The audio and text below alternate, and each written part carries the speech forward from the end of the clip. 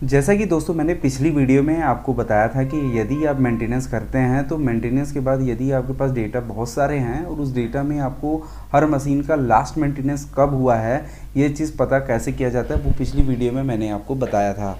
यदि आपने वो वीडियो नहीं देखी है तो सबसे पहले वो वीडियो देख लें। उसका लिंक भी मैं इस वीडियो के डिस्क्रिप्शन में दे दूंगा और आई बटन में भी उसका लिंक आपको मिल जाएगा।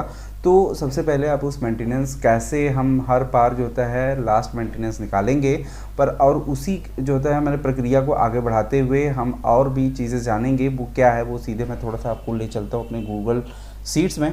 और मैं यहाँ पे जैसे कि हमने पिछले वीडियो में ये देखा था कि जब हम हर अपने डेटा में से हर बार जो होता है लास्ट मेंटेनेंस फाइंड आउट कैसे करेंगे ये चीज़ें हमने बात कर ली हैं, तो हम इस पे टॉपिक पे बात नहीं करेंगे। तो अब आगे हमें ये करना है कि जैसे ही हम लास्ट मेंटेनेंस की जो होता है जो डेट हम फाइंड आउट कर लेते हैं तो फिर हमारा जो यहाँ पे हमने एक डैशबोर्ड जो बना के रखी हुई है तो हम पे चूँकि यहाँ पे जो हम कैलकुलेशन करने वाले वो हमारा प्रोडक्शन पे डिपेंड करता है कि मतलब हमारा मशीन जो कितना प्रोडक्शन कर रही है और प्रोडक्शन के हिसाब से ही हमें मतलब उसका जो मेंटेनेंस होता है। तो हमारा जैसे कि मेंटेनेंस आप यहाँ पे देख रहे हैं कि हमारा जो मशीन 1 है वो 21 तारीख को मेंटेनेंस हो गई। तो अभी अगर हम जो होता है नॉर्मल तरीके से अगर इसमें कैलकुलेशन करें, अगर सम फार्मूला यूज़ करते हैं ये तो टोटल काउंटिंग कर लेगा। लेकिन मैं ये चाहता हूँ कि वहाँ पे मेंटेनेंस हमें जब पता चल जाए कितने तारीख मेंटेनेंस हुई है तो उस यहाँ जिस तारीख को मेंटेनेंस हुई है उसी तारीख से ही हमारा यहाँ पे काउंटिंग होना चाहिए। जैसे कि अभी मेरा मशीन 1 का मेंटेनेंस 21 तारीख को हुआ तो हमें काउंटिंग अब पीछे की डेटा को नहीं करना है और 21 तारीख से जब हमारा डन हो चुका है तो 21 तारीख के बाद की ही डेटा हमें यहाँ पे जो होता है वहाँ से मतलब मुझे प्रोडक्शन को काउंटिंग करना है। तो ये चीज़ हम कैसे करेंगे ये काफ़ी जो होता है आज इंटरेस्टिंग होगा और इस वीडियो में आप बहुत चीज़ें सीखेंगे। तो हम स्टार्ट करते हैं विदाउट टाइम वेस्ट किए हुए। दोस्तों मेरा नाम है अमित और मैं आप सभी लोगों का स्वागत करता हूं आपके अपने चैनल टेक ज्ञान अमित में। दोस्तों वीडियो अच्छी लगेगी तो प्लीज़ मेरे वीडियोस को लाइक कीजिएगा, चैनल को सब्सक्राइब कीजिएगा, बेल आइकन दबाना बिल्कुल मत भूलिएगा। यदि आप ये मेरा वीडियो फेसबुक पे देखें तो मेरे फेसबुक पेज को भी लाइक कीजिएगा। तो दोस्तों विदाउट टाइम वेस्ट किए हुए वीडियो को स्टार्ट करते हैं। साथ ही साथ ये प्रैक्टिस सीट आपको मेरी वेबसाइट पर मिल जाएगी तो एक बार उसे विजिट करके इसे प्रैक्टिस जरूर कीजिएगा। तो चलिए दोस्तों वीडियो को स्टार्ट करते हैं।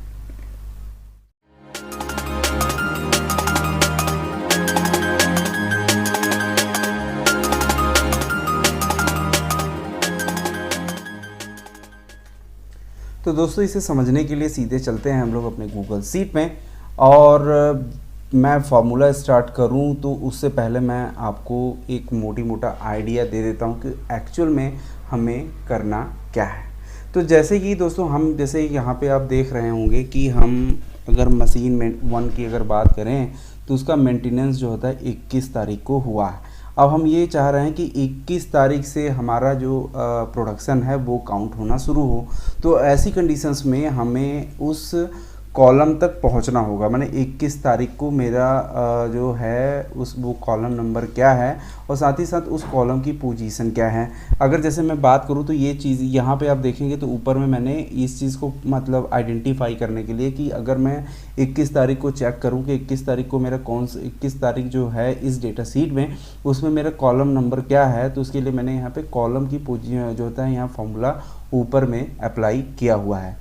तो अगर मैं आपको यहाँ दिखाऊँ स्टार्टिंग से तो ये देखिए यहाँ जहाँ से डेटा स्टार्ट हो रहा है वहाँ पे मैंने कॉलम फंक्शन का यूज़ किया हुआ है। इसे बाद में आप हाइड कर सकते हैं।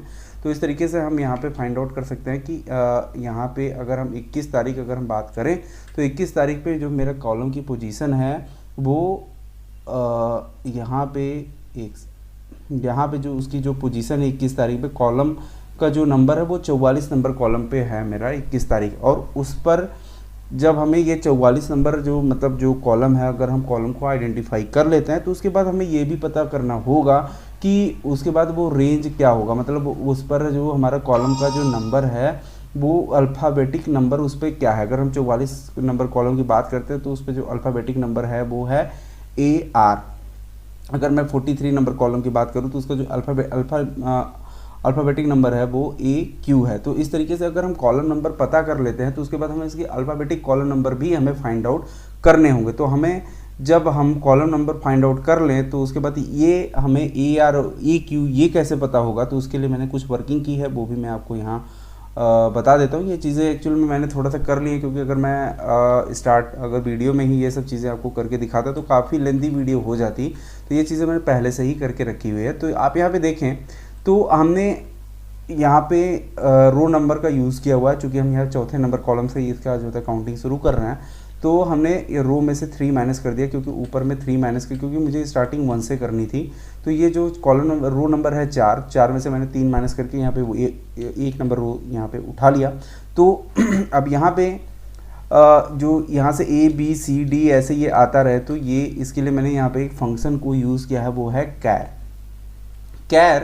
कैर क्या काम करता है कि अगर हम कैर जो 65 की अगर बात करें तो वो हमें कैर जो 60 ये फॉर्मूला कैर का है, कैर, और यहाँ पे मैं 65 अगर इंटर टाइप करूँ और इंटर कर दूँ तो आप देखिएगा यहाँ पे ये आ चुका है ए। तो अब ये कैर 65 का फॉर्मूला जो होता है ये ए, और इसी तरह से अगर 65 को 66 7 ऐसे बढ़ाते रहें तो ये ए बी सी डी का जो होता है मतलब ये हमें रिज़ल्ट देता है। तो हमारा ए बी सी डी ऐसे ये चलता रहे, तो इसके लिए मैंने यहाँ पे रो नंबर का यूज़ कर लिया है, क्योंकि जैसे जैसे भी नीचे करते रहेंगे तो ये रो नंबर भी इंक्रीज़ होता रहेगा। तो और ये उसी तरीके से ए बी सी डी ये इस तरीके से करता जाएगा। तो ये इस तरीके से मैंने यहाँ तक जेड तक ये चीज़ें की, जेड तक मैंने इस फॉर्मूले को ड्रैग किया हुआ है। उसके बाद फिर मैंने क्या किया है, अगर आप इस कॉलम की पोजीशंस को देखें तो यहाँ पे मैं आपको दिखाना चाहूँगा। अगर मैं इस डेटा शीट में डैशबोर्ड वाली सीट पे लेके चलता हूँ तो जैसे ही देखिए मेरा जेड यहाँ पे ख़त्म होता है, जेड ने यहाँ से पोजीशन, तो यहाँ से ए बी ए सी, मतलब ए मेरा फिक्स रहता है और उसके बाद ए बी सी डी ऐसे इंक्रीज़ होता जाएगा। इसी तरीके से जैसे ही मेरा ए जेड होगा, ए जेड के बाद वो फिर ए की जगह फिर बी में आ जाएगा, बी ए और बी ऐसे करके चलता है। तो कॉलम तो मुझे सेम उसी तरीके का पैटर्न जो होता है यहाँ पे बनाना था। तो मैंने यहाँ पे क्या काम किया है कि ये देखिए इस फॉर्म यहाँ पे मैंने ए को ऐड किया है, और जो ऊपर वाला जो मेरा फॉर्मूला है जहाँ पे मैंने स्टार्टिंग की थी ये वाला P4, अगर आप देखें तो ये कॉलम ये नंबर P है और ये रो नंबर 4 है। तो P4 को फिर से मैंने लास्ट में आकर के ऐड कर दिया है। तो ये इसी तरीके से वो जो सीक्वेंस बनता है कॉलम का अल्फ़ाबेटिक वाला, वो सीक्वेंस आप यहाँ पे बनता जाएगा। और जैसे ही यहाँ पे ये देखिए ए जेड ख़त्म होगा तो फिर ये डबल ए से स्टार्ट हो जाएगा। तो यहाँ पे फिर मैंने ए जो यहाँ से ए जेड ख़त्म हुआ और यहाँ जस्ट ऊपर में आप देखें तो ये ए है, फिर मैंने जस्ट ए को ऐड किया और जस्ट ऊपर वाले कॉलम जो ये है P30 इसको मैंने ऐड कर दिया। यहाँ जस्ट आप देखेंगे तो नीचे में ये देखिए ए को P30 से ऐड कर दिया, तो फिर ये ट्रिपल ए के ये आ चुका है। एक्चुअल में यहाँ पे थोड़ा सा मेरा मिस्टेक हो चुका है, क्योंकि ये ए जेड के बाद यहाँ पे मुझे करना था, क्योंकि मुझे बी ए करके चलना था। तो यहाँ पे ये मैं थोड़ा सा इसको चेंज कर देता हूँ और यहाँ पे इस पैटर्न को थोड़ा चेंज कर देते हैं। तो ए जेड के बाद ए जो आ रहा है यहाँ पे, इसी को मैं थोड़ा ड्रैग कर देता हूँ नीचे की तरफ। और यहाँ पे अभी देखिए ये ए ही आ रहा है, क्योंकि हमने ए जेड जो कि अभी हमें यहाँ पे बी करना था।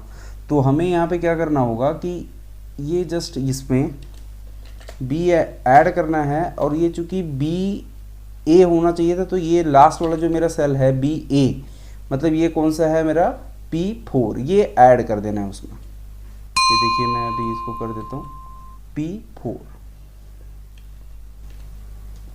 ये देखिए तो ये BA हो गया। सेम इसी तरीके से ये पैटर्न चलते रहना है। तो ये एक जो होता है कॉलम का जो अल्फ़ाबेटिक नंबर है वो एकदम यहाँ पे ये उसका एक सीक्वेंस बन जाएगा। तो इस तरीके से हमने यहाँ पे कॉलम जो होता है नंबर और उसकी क्या अल्फ़ाबेटिक नंबर है वो दोनों इस तरीके से हमने फाइंड आउट कर ली है। तो इसी चीज़ को हमें यहाँ पे करना है, फॉर्मूले के थ्रू ये लाना है और रेंज क्रिएट करके वहाँ पे सम करना है। तो अब कैसे करेंगे वो देखिए। तो इसके लिए चलते हैं हम सीधे अपने जहाँ पे ये फॉर्मूला अप्लाई करना है उस मतलब ये डैशबोर्ड वाली सीट पे ये फॉर्मूला हमें लगाना है। तो हम सबसे पहले अपने जैसे मशीन 1 के लिए हमें लगाना है, तो सबसे पहले हम यहाँ पे जो फंक्शन यूज़ करने वाले हैं वो है सम प्रोडक्ट। अब ये फंक्शन को आप थोड़ा सा समझिएगा, और इससे पहले भी मैंने सम प्रोडक्ट का एक जो होता है यूज़ किया था, और उसमें कंडीशंस जो होती हैं वो भी मैंने बताई थी। तो सम प्रोडक्ट का मैंने ब्रैकेट ओपन किया और कंडीशन के लिए मैंने एक अलग से ब्रैकेट ओपन कर ली है। अब कंडीशन क्या देना है वो आप समझिएगा। वो कंडीशन ये है कि हमें फिर से चलना है मेंटेनेंस वाली सीट में, और ये जो मेंटेनेंस का नेम है मशीन 1, और इसको जो होता है @ के साथ हमें इसको जोड़ना है। वो क्यों जोड़ना है मैं अभी आपको आगे बता देता हूँ। और यहाँ से फिर से @ लेना है, और यहाँ पे टेक्स्ट फंक्शन, ये अभी मैं आपको एक्सप्लेन करूँगा कि ये ऐसा मैं क्यों कर रहा हूँ। टेक्स्ट फंक्शन में मुझे चलना है फिर से अपने डैशबोर्ड वाली सीट में, और मुझे ये चेक कराना है कि वो जो नेम है, मैं अभी आपको करके समझाता हूँ। ये वाला जो टेक्स्ट है इस रेंज में मुझे यहाँ पे $DD और /MM और /YYY और ; को करना है क्लोज और ब्रैकेट को करना है क्लोज, और ये हमें चेक कराना है, इक्वल साइन देना है, और मुझे ये मेंटेनेंस वाली सीट में जानी है, और मुझे चेक कराना है क्या वो रेंज में ये जो नाम है कहीं मैच खाती है। अभी मैं थोड़ा सा और भी एक्सप्लेन करूँगा, फिलहाल ये कंडीशन मेरा क्लियर होता है, और उसके बाद अगर ये मैच खाती है तो मुझे दूसरा कंडीशन देना है, वो भी मुझे स्टार था यहाँ पे स्टार को यूज़ करना है, तो इसके लिए मुझे दूसरी कंडीशन देनी है। तो हम फिर से यहाँ से ब्रैकेट ओपन करेंगे। अगर ये जो कंडीशन से मैच खाती है तो फिर से मुझे जाना है, और मुझे वहीं कॉलम नंबर चाहिए। तो कॉलम नंबर के लिए हम क्या करेंगे, ये जस्ट ऊपर वाले रेंज को सेलेक्ट करेंगे, और ये डायरेक्टली हम वहाँ रेंज ले जाएँ ड्रैग करके। इससे अच्छा है कि मैं यहाँ पे मैनुअल टाइप कर दूँ AWY, और ब्रैकेट को करना है क्लोज, और सम प्रोडक्ट के कर देना है ब्रैकेट को क्लोज और इंटर। तो देखिए यहाँ पे कॉलम नंबर हमें फाइंड आउट हो चुका है। एक्चुअली मैंने इसमें किया क्या है वो मैं आपको एक्सप्लेन कर दूँ कि मेंटेनेंस जो F2 है, मतलब ये जो मेंटेनेंस वाला कॉलम है, इसमें आप ये जो नाम देख रहे हैं नाम, और यहाँ पे फिर हम चलते हैं। टेक्स्ट फॉर्मूले का यूज़ किया है मैंने, इसलिए किया है क्योंकि यहाँ पे आप देखेंगे तो 1 जनवरी आ रही है, और यहाँ पे अगर आप डेट देखेंगे तो वो क्या आ रही है, इसमें पूरा कंप्लीट डेट आ रहा है। तो इसलिए मैंने टेक्स्ट फॉर्मेट से उस जो यहाँ पे इस तरीके से जो डेट दिख रही है उसके फॉर्मेट को मैंने चेंज कर दिया मतलब सेम एज जो हमारे फॉर्म में डेट आ रही है। तो इसको मैंने जोड़ दिया, मतलब ये जो नाम था उस नाम को मैंने इस नाम के साथ जोड़ दिया। तो अभी जो जैसे मशीन 1 है, तो मशीन 1 जो होता है 1 जनवरी से ऐड होगा, तो वो मशीन 1 1 जनवरी 2021 ऐसे दिखाएगा। अगर वो 2 से ऐड होगा तो मशीन 1 2 जनवरी 2/1/2021 ऐसे दिखाएगा। तो ये मशीन 1 जब यहाँ पे जो इसका जो डेट है, तो ये जो मशीन 1 है और ये जो डेट है मशीन 1 21/1/2021, तो ये इसी तरीके का एक फॉर्मेट यहाँ पे बन जाएगी। इसके लिए मैंने कैसे कंडीशन जो यहाँ पे दी थी, तो ये कंडीशन बन जाएगी और ये मैच करेगी। जो हम इस रेंज में मशीन 1, एक्चुअल में मैं जो चेक करने वाला हूँ वो यही चेक कर रहा हूँ कि मशीन 1 21/1/2021 इस रेंज में कहाँ पर है।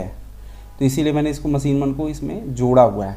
तो जहाँ पर अगर ये मैच कर जाती है, मतलब मेरे जो मेंटेनेंस के G2 की वैल्यू में जो मेंटेनेंस G2 आप देख रहे हैं, अगर ये मैच कर जाती है, तो यहाँ पे मैंने जो कंडीशन दी है अगर ये बराबर हो जाती है, मतलब मैच कर जाती है, तो हमें इस रेंज की वैल्यू को दिखाना, मतलब जहाँ मैच कर जाती है उस रेंज में जो उसकी वैल्यू है वो दिखा दे। तो जहाँ पे ये मैच कर रही है, इसका डेट आप देखें, इसका डेट है 21/1/2021।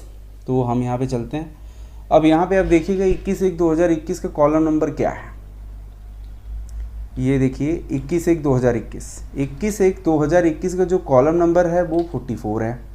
तो वही चीज़ हम यहाँ पे कंडीशंस के बेस पे हमको यही चाहिए था कि हम अगर वो मैच खाती है तो हमें उसका कॉलम नंबर दे दे। तो इस तरीके से हम यहाँ पे कॉलम नंबर आइडेंटिफाई कर लिए।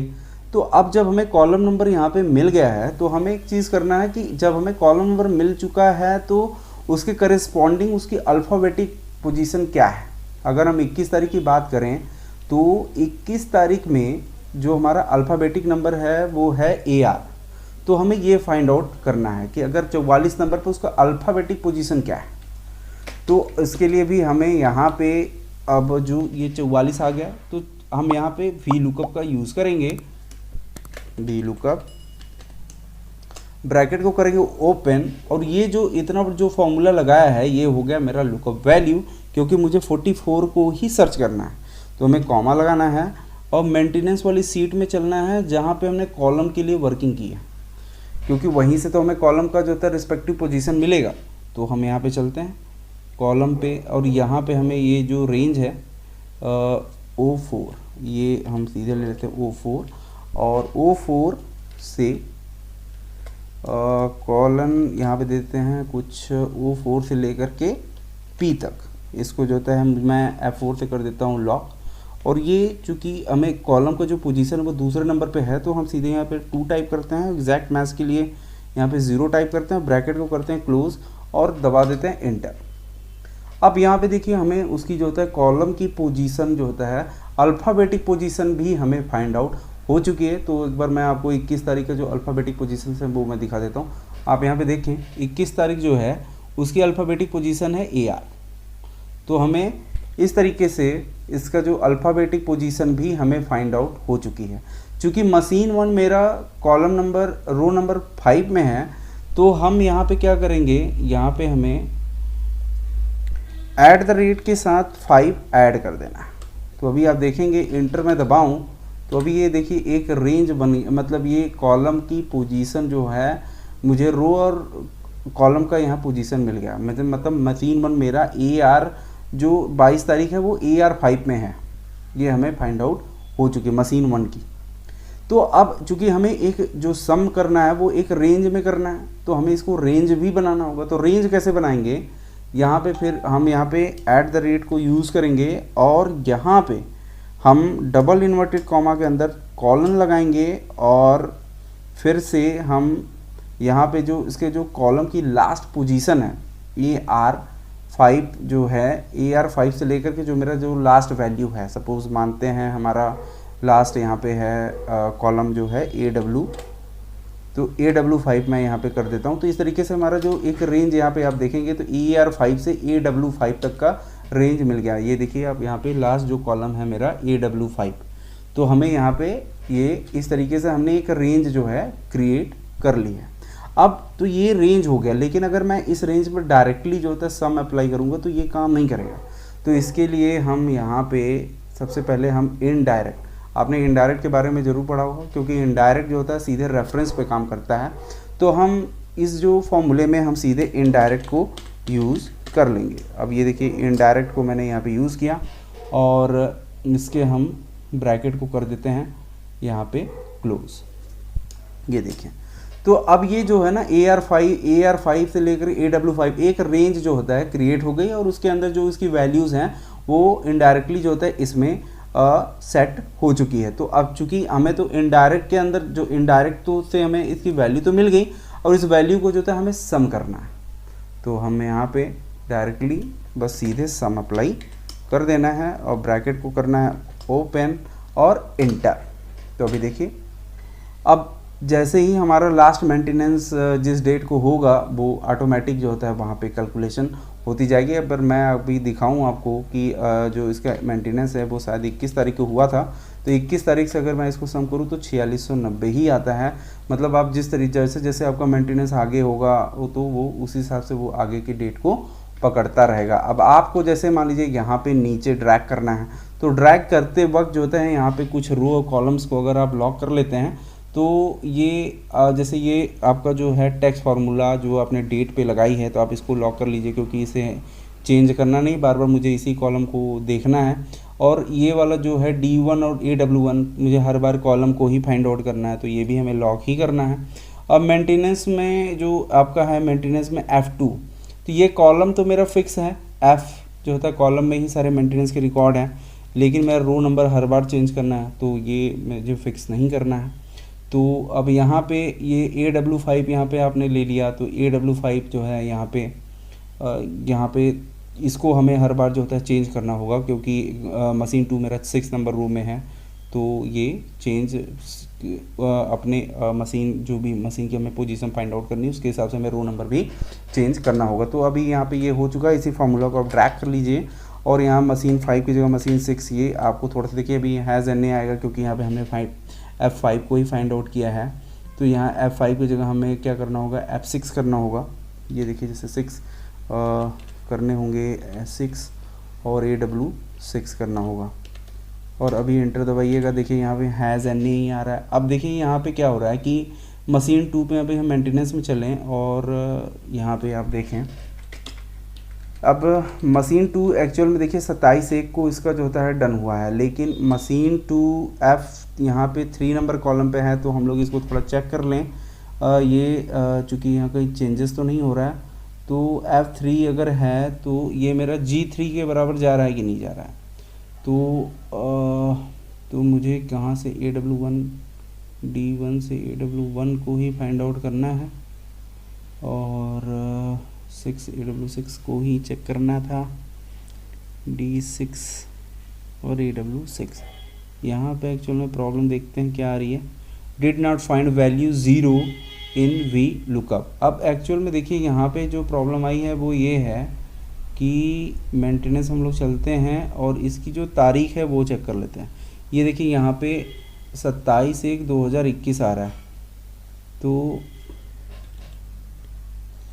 मेंटेनेंस 2 की हम बात कर लें तो यहाँ पे आ रही है मेंटेनेंस 2 27/1/2021। ठीक है, 27/1/2021 में हम यहाँ पे हैज़ एन ए आ रही है। तो ये ऐसा क्यों आ रहा है, ये अभी ये चेक करना होगा। 27/1 में ये थोड़ा सा हम लोग इसको चेक कर लेते हैं। तो 27 अभी, हाँ देखिए यहाँ पे प्रॉब्लम ये आ रही है क्योंकि हमारा जो डेटा है वो 23 तारीख तक का ही है। तो हम अब 27 की हमें जो होता है डेट यहाँ पे है नहीं, तो वो वहाँ पे एरर दे रहा है। अभी मान लीजिए मैं इसके डेट को ही चेंज कर देता हूँ। जहाँ पे मशीन 2 है वहाँ पे मैं जहाँ पे 27 तारीख है मैं वहाँ पे इसको 15 तारीख कर देता हूँ सपोज़, और इंटर दबाता हूँ। तो देखिए 15 तारीख को जो होता है इसका मेंटेनेंस, आखिरी जो मेंटेनेंस हुआ वो 15 तारीख को हुई। एक मेंटेनेंस यहाँ पे 9 तारीख को हुआ है, दूसरा मेंटेनेंस यहाँ पे 15 तारीख को हुई। अब हम लोग अपने डैशबोर्ड में चलते हैं और मशीन 2 को फिर से चेक करते हैं। यहाँ पे हम लोग चलते हैं और मशीन 2 को अब देखिए, ये देखिए मशीन 2 की जो मेंटेनेंस है वो 15 तारीख के बाद से कितना प्रोडक्शन हुई वो आप यहाँ पे देख सकते हैं, 17,255। मैं आपको एक बार यहाँ दिखा भी देता हूँ। तो 15 तारीख को ये देखिए प्रोडक्शन हुई है। तो 15 तारीख से लेकर के 23 तारीख की तक के बीच में 17,255 जो होता है ये चल चुका है। मतलब अभी मेंटेनेंस के बाद इतना ज़्यादा इतना प्रोडक्शन दिया है। तो इस तरीके से आप जो है मेंटेनेंस का जो होता है लास्ट डेट फाइंड आउट भी कर सकते हैं और उसके बाद आप उसके आगे का जो प्रोडक्शन है वो भी काउंट कर सकते हैं, या फिर उसका रनिंग आवर जो भी आप कैलकुलेट करना चाहें वो कर सकते हैं। हैज़ एन ए जहाँ पे आ रहा है वो वहाँ डेट का ही प्रॉब्लम है। तो मैं एक बार आपको दिखाऊं, मेंटेनेंस में चलता हूँ। मशीन नंबर अगर 3 की बात करूँ तो ये देखिए 26 तारीख का डेट है। तो चूँकि हमारा डेटा यहाँ 23 तारीख तक का ही है तो ये इसलिए यहाँ पे वो एरर आ रही है।